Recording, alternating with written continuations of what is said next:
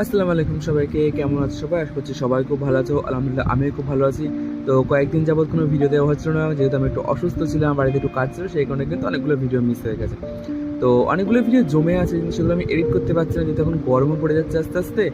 আর video মানে edit করে মানে মনও লাগে না, মানে সারাদিন কাজ করার পরে সে এত ঘুম পেয়ে যায়, তো ওই ভিডিও এডিট করার কথা মনেই থাকে না। তো আজকে আমরা চলে গেছিলাম একটা ইমপ্রেশন বাড়িতে। ইমপ্রেশন বাড়ি বলতে একটা আলাদা জায়গায়, বাড়ি ঠিক না, বাট একটা আলাদা জায়গায়, কাজের জায়গায়। তো রাস্তার দিন এত গরম ছিল, রাস্তা দিয়ে গিয়ে মানে আমার জাস্ট হাত পা পুড়ে গেছে। তো প্রথমে গলা ঠান্ডা করার জন্য নিলাম লস্যি, আর লস্যিটা এত সুন্দর ছিল, টেস্ট একদম বেশ মাইল্ড একটা টেস্ট ছিল।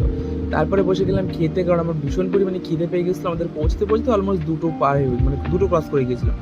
তারপরে প্রথমে দিল একটা পানির বোতল, তারপর দিল প্লেট, আর তারপর দিল লেবুটা যদি আমার কোনো কাজে লাগে না।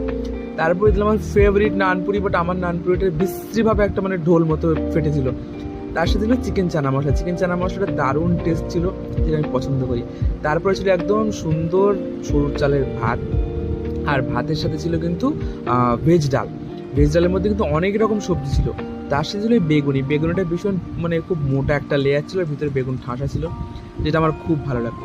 তারপরে যেটা ছিল সেটা ছিল পটল চিংড়ি। এটা পটল চিংড়ি না এঁচোড় চিংড়ি প্রথমে আমি বুঝতে পারি না, টেস্টটা এত সুন্দর ছিল। মানে পটলের টেস্ট আসছে, ইঁচড়ের টেস্টও আসছে, তা এত সুন্দর ছিল মানে বলার কথা না। তারপরে চলে আসলো শো স্টপার মাটন। মাটনটা খুব সুন্দর পরিমাণে সিদ্ধ হয়েছে, আর কষাটা এত সুন্দর হচ্ছে, টেস্ট আমি বলছি মুখে আমার পানি চলে আসছে। দেখতে পাচ্ছ পুরোপুরি গলে গেছে একদম, আর দারুণ একটা টেস্ট ছিল। তারপর দিল স্যালাড, আর স্যালাডটা সাইডে রেখে আমি আবার একবার মাটন নিলাম, যেহেতু মাটনটা এত ভালো হয়েছিল খেতে। আর দ্বিতীয়বারের মাটনটা একদম ধোঁয়াটা মাটন দিয়েছিল, মানে ভীষণ পরিমাণে গরম। তো মাটনটা কিন্তু দারুণভাবে এনজয় করেছি, অনেকদিন পর মাটন ট্রাই করলাম আবার। তারপরে দিলে আমার সব থেকে ফেভারিট, মানে অনুষ্ঠান মানে সব থেকে ফেভারিট চাটনি আর পাঁপড়। এই চাটনি আর পাঁপড় হলে কিন্তু আমার কিছুই লাগে না।